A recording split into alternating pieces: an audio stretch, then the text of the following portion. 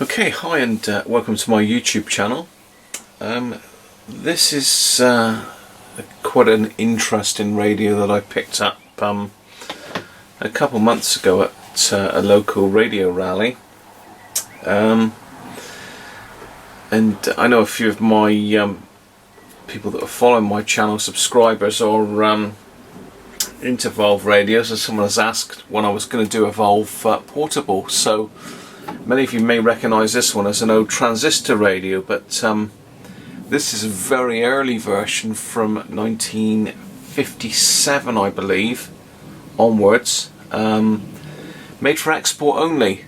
And most of these older ones, on the top you've got medium wave or long wave. Some of the more newer ones have got VHF on them, but this one's got S1, S2 and M. So it's got shortwave 1, shortwave 2 and medium wave.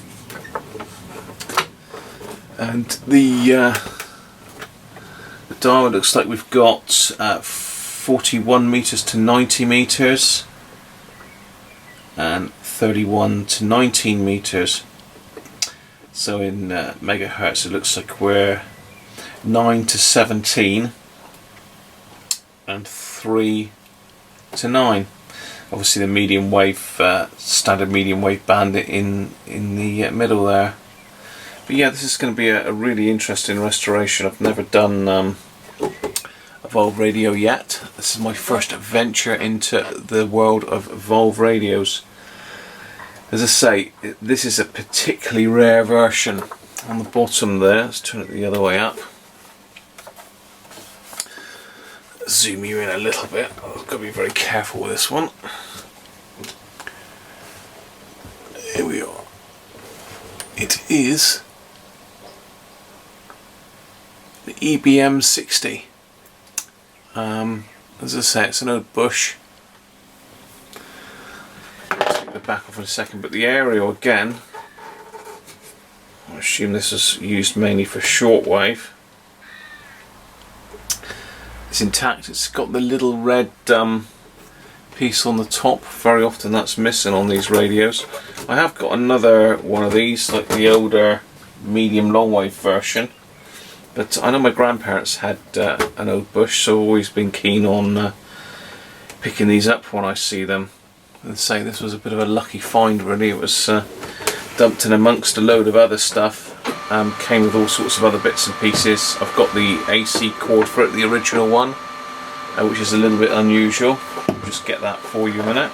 Okay, so this is the power lead that actually came with it. Now I assume that this again is an extremely rare bit of kit, because it's not the nicest looking thing on the planet. It's certainly got a bit of corrosion inside, but it's got an old plug. It's like bell wire, very thin mains wire.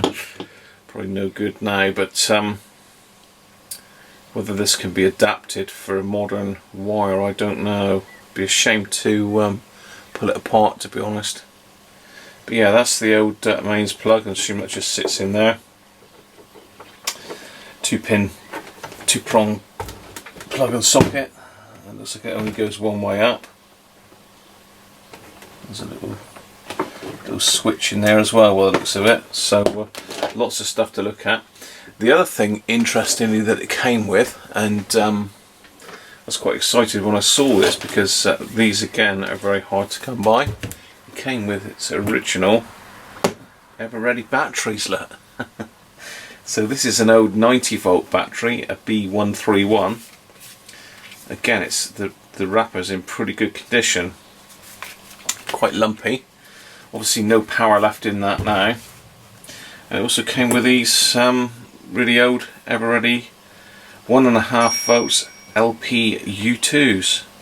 Leak proof under normal conditions of use. So it'd be nice to retain these batteries and try and restuff them. These, shame, but I don't think I'm going to be able to do a lot with those.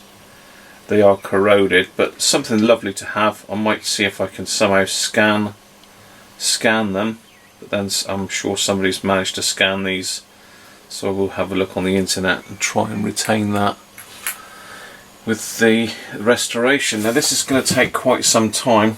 As I say, I'm going to go really slow on this because I've never done a Evolve radio before, and the last thing I want to do is mess up a very rare set like this. So some of you might say, well, you know, why on earth are you starting on something like this? Well, again, there's lots of radios on YouTube, Evolve radios been restored, but I don't think I've seen one of these, so just thought I'd share my experiences, and I'm really looking for some tips as well. Anybody that knows anything about these, wants to chip in and give me some advice, I'll be very grateful for that. Really, I'm looking for things to test, ways of cleaning this case up. It looks like an early plastic. I think this is all brass. It's a very nice set, this, and I think pretty much a solid brass throughout. Let's have a quick look in the back of it then.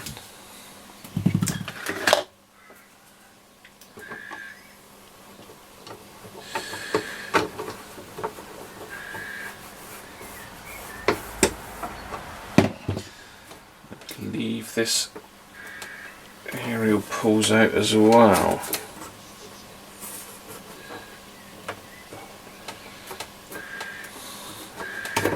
Sure, but pretty sure that just unplugs from there. Yes, it does. So let's put that carefully to one side. Incidentally, the inside has still got these rubber buffers.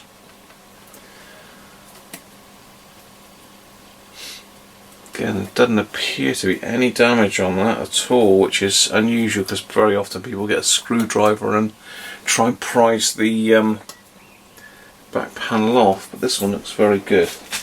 It's all looking good so far. Okay, so let's have a closer look in the back. Because this, as by the looks of it, had a bit of work. And not surprising due to its age. Let's find myself something to point with a minute.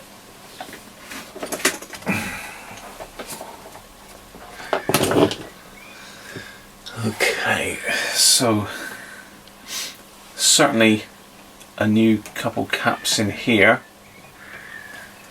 on the volume control, and it looks like this is possibly a mains transformer, so that might be a cap across the live and neutral. I don't think it's an output transformer, so it could be. Yeah, no, that's the, looks like an audio transformer. So again, we've got some old rubber cable here, that'll probably need replacing. Got a couple electrolytics down in here. As I say, certainly there's two caps been changed there, but that's someone's done them quite nicely. There's no issues there. If they're okay, then we can leave those. So there's a big, looks like smoothing cap down there.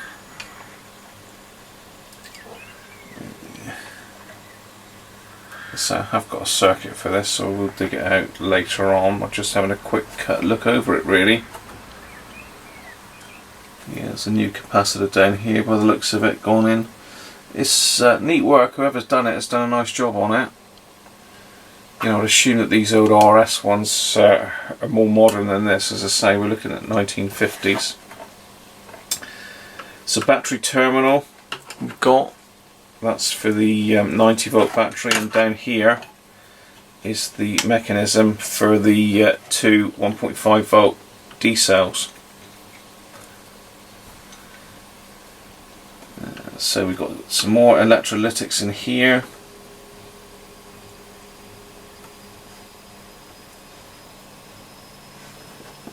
Various valves. The valves look like they're all there. There's a bit of cardboard hanging down there, I'm not sure what that is.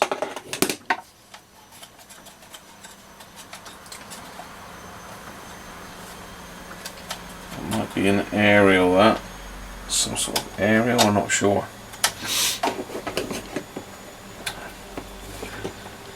It certainly smells. I think someone did comment on one of my posts that these have got a unique smell. They certainly have.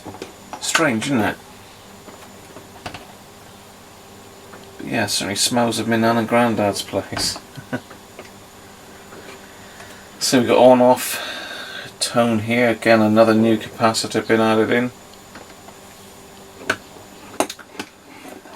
So someone's changed certainly some of the capacitors, which is going to probably save me a job, provided they're okay, and these RS ones are pretty good actually. Certainly we need to check these out and these before we power anything up.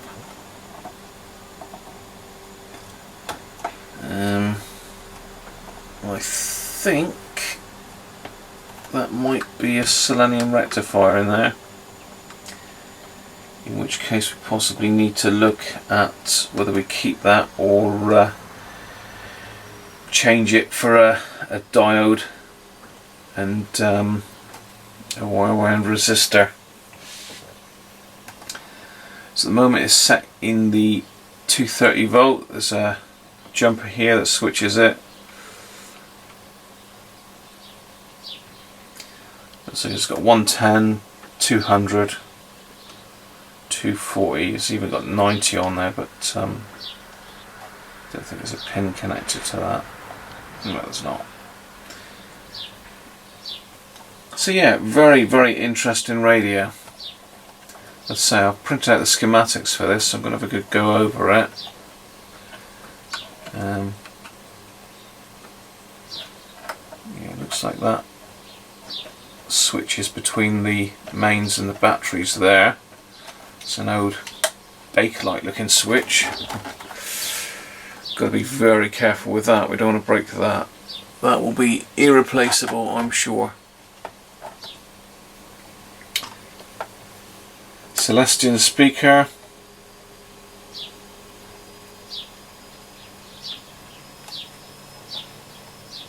I mean, looking at it, there's nothing untoward in here that says this ain't gonna work, but as I say, these capacitors are going to take a fair bit of time to reform.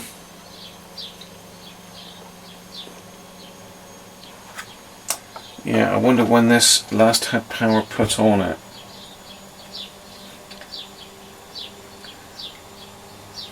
Very interesting. So what I'm going to do now is I'm going to take a picture of that one, and I'm going to get the schematics out and have a look through, just follow the power through and have a look where these electrolytics lie in the circuit. Have a look. I'm pretty sure that is a Selenium Rectifier there, and then it's going to be a case of checking everything out and powering it up very slowly. Okay, I've just taken some photos of the interior of this set, and I thought it might be nice to try and do a little bit of close-up work, just to get you right in close so you can have a look at the inside of this radio. So I'm going to give it a go. I'm not sure how close in I can get with this camera, but really it's just to have a nice record of how everything is wired up. Let's see if I can get in a little bit closer. Oh yeah, okay. So there's our power inlet. We've got this weird like Paxilin switch here that switches between the batteries and the mains. Coming up to, I'm assuming that's the chassis type and number. There's a couple of these new capacitors that have been put in there. So it's an RS 0.01 by the looks of it.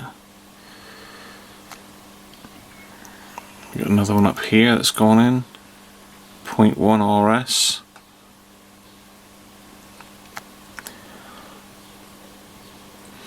And this I assume is the audio transformer, because down here we've got our Celestion speaker.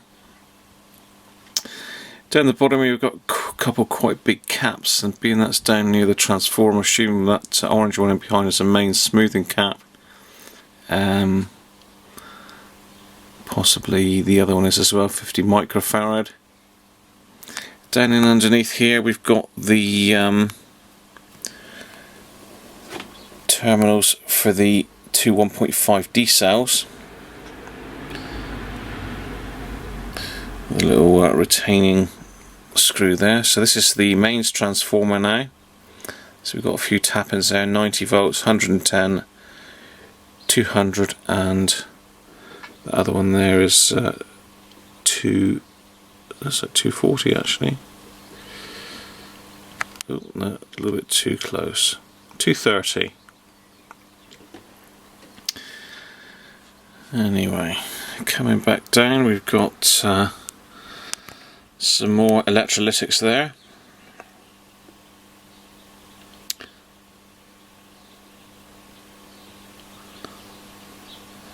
And, we've got a couple of valves here. I'm not sure what they are yet. It looks like the writing may have worn off of those. So we've got another valve up there, another one, and another one. Looks like they're Mullard. Well, that one certainly is anyway. Not sure if you can see that one. Looks like a DF96 possibly. So our airspace tuning cap, it's like a double ganged one. Assume it's medium and shortwave, might be a combination. Another valve at the top there. As I say, I'm not sure yet what valve does what, so I'm not going to comment on that. I'm sure somebody else knows. Then we've got our band selector switch by the looks of it. Nice opaque slim one again. Again, the old like wafer switches. So that I believe is the on-off switch. Again with a nice newish RS. I say the soldering work, whoever's done that's really done that nicely. They've wrapped it, put fresh solder in, and you know, apart from the obvious that they are new caps, you certainly can't determine the solder from the original, so someone's really taken care of that. So down in here is what I'm assuming is the Selenium Rectifier. That'll probably have to go. Well, it'll stay in situ, but probably just bridge it out. Again, people have got different ideas on that. Some people say change it on site, other people say no, leave it in. If it's working, it won't do any harm. Not sure what that is there. This little component with the red and yellow wire going on to it, it comes off the mains transformer. It might be some type of fuse. Again, I've not looked at the circuit yet, so I'm not sure. Let's say we've got this rubber wire in for the speaker. There's some transformers here by the looks of it for trimming. They look pretty fragile, so that's these here, like the brown ones. There's one there, and another couple just in there, look, hidden in behind.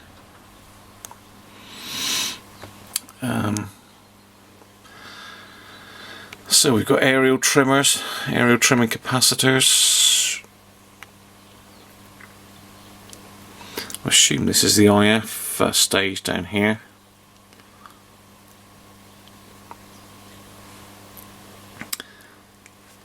I think it looks to me like everything is actually there. But yeah, I thought I'd give you a sort of detailed look around the insides of this set, because as I say, there's not many of these about, I don't think, so worth a close-up view, I think. Anyway, I'll pop that one on alongside my other one. Thanks very much for watching.